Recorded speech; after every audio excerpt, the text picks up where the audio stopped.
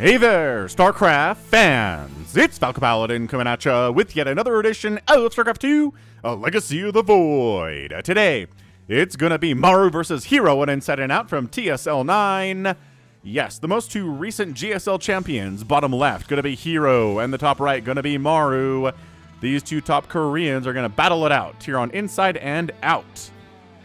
Yes, and again, this is gonna be a Patreon cast for those of you who support me at patreon.com/FalconPaladin for at least $1 a month.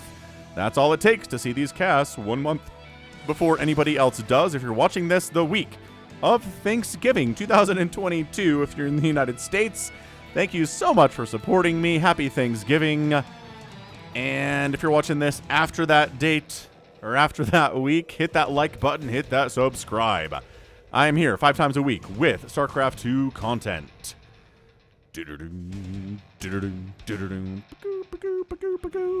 So anyway, anything... Ooh, double gas opening from Maru. That's interesting, actually. What's he doing here? 1-Rex expand is very common in this matchup in 2022. I'm going to guess herO's going to go for the gateway expand here. He's not going to go for a fast cyber core. And this fast factory is going to be very interesting from our guy, Maru. You love him. You know him.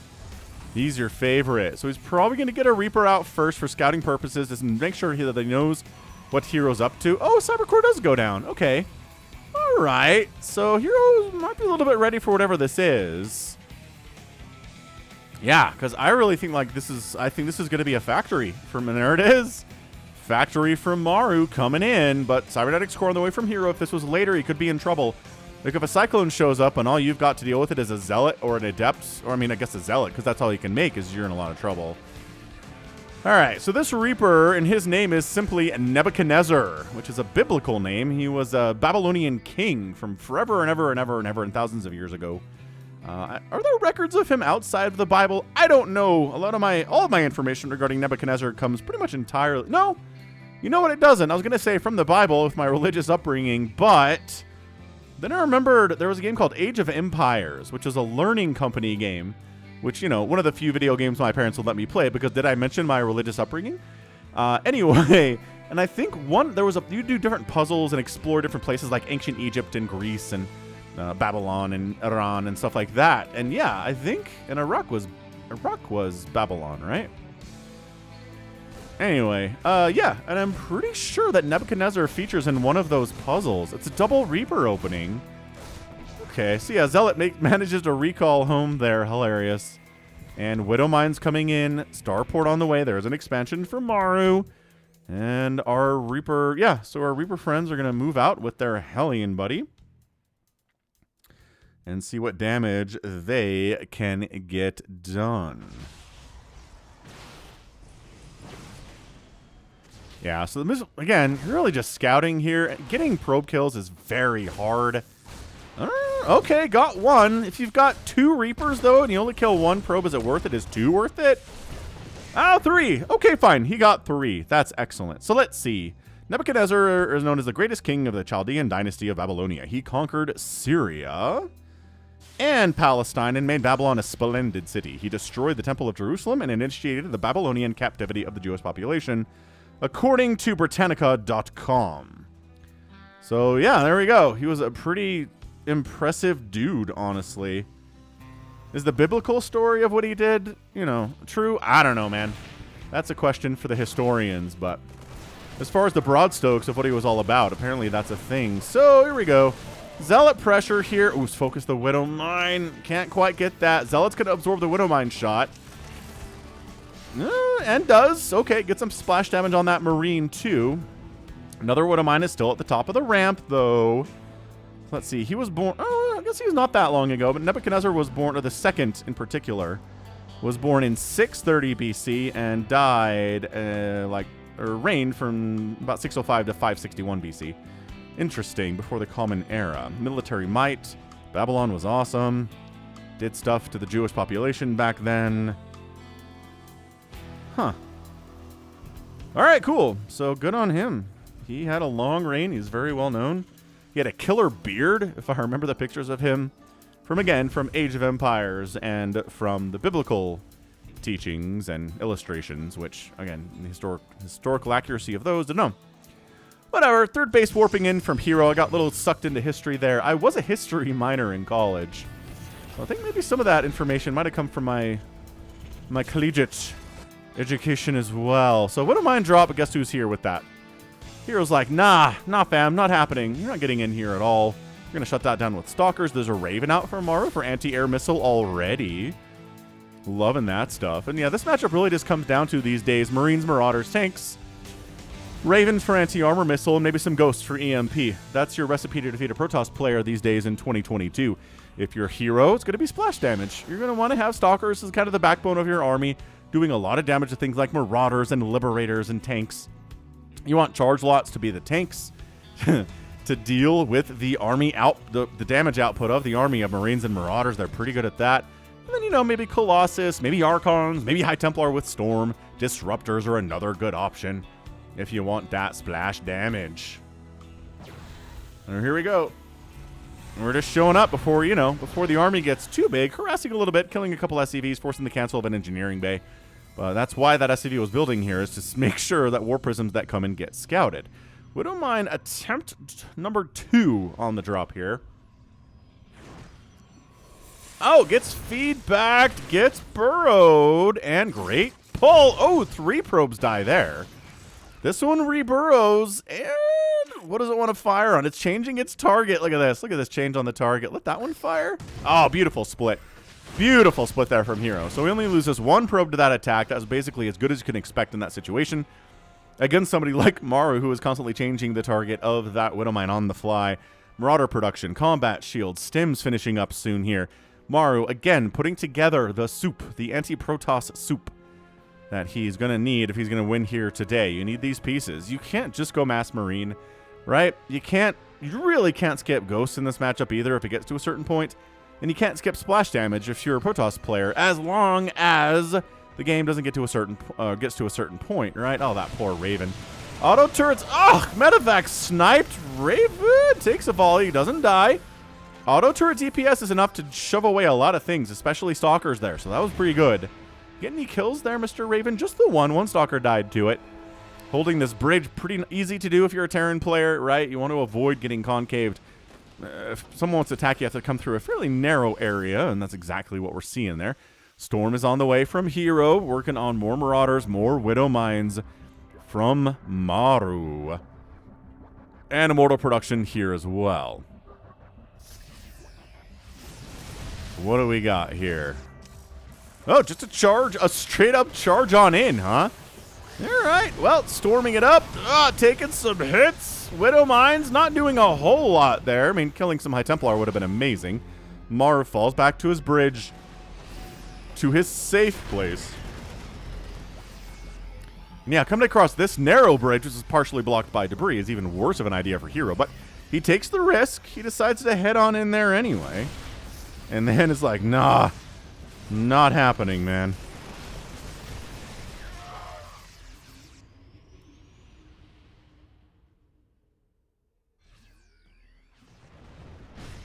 All right, so heading on over, good warping of Zealots here. A sentry goes down. A couple storms really have solid connections there.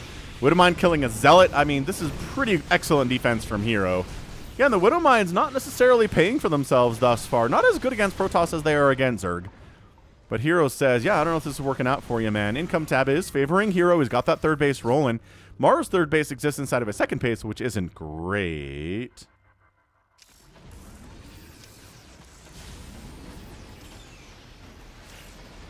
And here comes herO, sharking around here. War Prism does allow him to get access to that main base quite easily.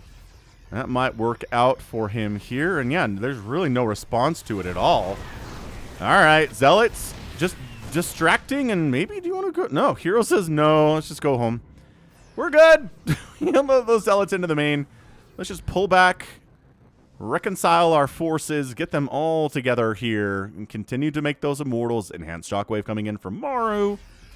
And everything is working here, I think. Both players are in a pretty good spot. I mean, again, herO's income looks pretty good, but Mules are a big part of Maru's ability to, you know, up that advantage. But he is oversaturated. Like, he's got 22 workers at his second base. That's way too many. Yeah, these Stalkers, damage dealers, not tankers. They're here to deal damage and get out of there. That's why Blink is such an important ability for them. Fourth base warping in from herO. Is there a third base potentially coming in? There it is. herO is going to land his third base down here just below his main. Warp Prism thinks about getting into the natural. Probably could have sat here and maybe warped in some stuff, but the turret prevents that from happening. Stalkers, getting Concussive Shell executed is exactly what you don't want to happen if you're herO here. So Disruptor production has begun. Ghosts are on the way. We're going for shuttle speed upgrade and wait, is that the shuttle speed upgrade? Can never remember which one it is. They're both little starry things. I'm assuming it's shuttle. Shuttle is way more important than ob speed upgrade in this matchup. He does have some obs because, again, the Widow Mines are a concern. Obviously, is that more dead Widow Mine? Incredible and crazy stuff here. Working on Armory for more upgrades for the mech this time. Also, Armory does allow the Widow Mines to remain cloaked forever. When they're burrowed, these stalkers need to blink out, and they do. And Maru's a bit on the rampage, but again, herO has been blessed with the power of splash damage. So let's see how he does. Oh, this group should not be over here. Okay, they get EMP'd. High Templar is useless. Nice snipe on that Widow Mine with the Disruptor. Ugh, Marauder dies to that Disruptor shot. There's really only one here, though. I don't know, man. EMP Storm's getting tossed back and forth here. Beautiful Storm there, but the Warp Prism gets picked off. Absolutely terrifyingly here. Maru is just sharking. Disruptors want to kill these Widow Mines, but if they're just far enough away... Ooh, that Archon's getting pushed up by those Stalkers. Okay. All right, again, the Stalkers pick off a Widow Mine, blink back. Pick off a Widow Mine, blink back. Engage with the rest of this army here. And it looks like Maru has been forced to get rid of this high ground position. Oh, I don't know. I don't know if he has. The Purification Novas are so good at zoning him out, though. That's the problem here. That tank's got all of 1 HP, and he's dead now. But he got 3 kills, which isn't the worst thing in the world at all. Trying to get hits. Beautiful stuff there. God, the Disruptors are just completely keeping Maru at bay here while the fourth base gets saturated. herO is splitting his time between producing probes and producing units and more production facilities as his income continues to increase. Look at that income advantage there. Big time. And again, the Disruptors are just so hard for Terran to deal with. They can get away from them because they're really fast. They could split too, but it really delays their ability and even prevents their ability to make pushes in places where there are Disruptors defending. This is really frustrating stuff for any Terran player to watch right now, right? So good. Oh, EMP on that ramp was sick, but EMP doesn't kill anything. Never has killed anything at all, but look at him splitting his army out. That was beautiful. That Disruptor does go down before it gets the connection off. Nice snipe on that shield battery. Also very good. Maru pulls back and maybe too far. Maybe he does want to pressure on 2 fronts here. A little bit harder for herO to have enough Disruptors in one position to constantly push back the Terran when he has to defend in 2 different positions. But look, he's got 4 Disruptors here, and he's got 3 Disruptors here. So that's actually enough. He's fine. The cooldown Disruptor is not a big deal. 2 Warp Prisms being produced at a time. Maru, yeah, 4th base coming up at the 12 o'clock position. This has been absolutely non-stop. Non-stop, incredible, impressive stuff here from our guy. Our guys, honestly. I was going to say Maru, but then I was like, herO's doing amazing too. Sniping off those super annoying Widow Mines. Heck yeah. EMP gets tossed down again. Another EMP. Archons aren't liking that at all. That one had to get canceled, or was that a pylon? That was a pylon what got canceled. Maru says, you're really focused on that area over there, huh? Well, here we go. Scanning up the ramp to see if it's safe to go. Coming, stutter stimming, and going to take care of a robo and a robotic support base. Sick stuff there. Has the high ground position. The Stalkers blink back. The Disruptors come in. The EMPs happen. This group, some of them can't make it out. Is there a boost available? No, it is on a cooldown, but they're going to get out of there anyway. Still, being able to fly is a really good way to get away from the ground units, though. Yeah, replacement robotic support bay coming in. Again, that's a big deal because the splash damage today has been largely Disruptors. There are High Templar out. Yes, but the Disruptors are playing the bigger part in this game. Nova hits big time. Nova hits. The multiple attack locations from both sides. This is insanely good play. From again, they're both GSL champions. They're both best players in Korea. I'd put them 1 and 2 right now in the entire country, where 99.9% of all the greatest players live there. Although, I don't know, we're talking about Cyril and Rainer and Clement stuff too, right? Anyway, Nova hits coming in. It's really just Cyril and Rainer that have won like super ultra premier tournaments. And again, they can't compete in GSL because they don't live in Korea. Although Rainer did compete in the most recent GSL and didn't do very well. Either way, herO's pushing in. This third base is in a lot of trouble, and herO is taking it to Maru all of a sudden. The Novas have been too hard for Maru to deal with. He's forced to lift off his third base. Liberators have been added, but it is 179 to 129 supply. This income is falling deep into the depths of herO's side of that equation. He's, making Colossus now. He replaced that robotic support base. He's got 4 bases rolling. Maru's on 3 bases, oversaturated on that third base because, of course, he is Nova. Wow, takes down that Disruptor and that Warp Prism. If anybody can come back from this position, it's going to be Maru. Terran has the best comeback potential of anybody in the game, and Maru is the best Terran in the world. So let's see if he can do this. Let's see if he can make this thing happen. It's an accidental flank here. I'm not sure either player knew where they were relative to each other, which is always hilarious. Ghost gets sniped. Liberators do set up. A lot of Protoss players have a bit of a mental block when dealing with Liberator zones. Pushing deeper into this 4th base here. Liberators getting set up. herO very careful to stay. I don't know if that was the right choice. Nexus goes down and Maru sends herO back to 3 bases. The Liberators do die. He could have just done that the whole time. I don't know what the plan was there. For herO to be like, well, after my Nexus is dead, then sure, I'll push on in. The 2 Liberators aren't that scary because they're not. It's been so ever since the Liberator was introduced. Protoss players really hated playing against the Liberator. They were too scared to go into the circles. They'd lost games by going into the circles. But you know who managed to make it happen? The players that went into the circles and just focused the Liberators down and then did their damage from there. 4th base, no, canceled. Look at this, herO coming back. He was going to go attack this 3rd, which actually retreats. Oh, he is expanding in this bottom right here, herO is. That purple is so hard for me to see on the minimap. Colossus Disruptor Immortal holding this natural base of herO. He's like, okay, that's happening. Scans in, sees there are some Zealots down here, but that's about it.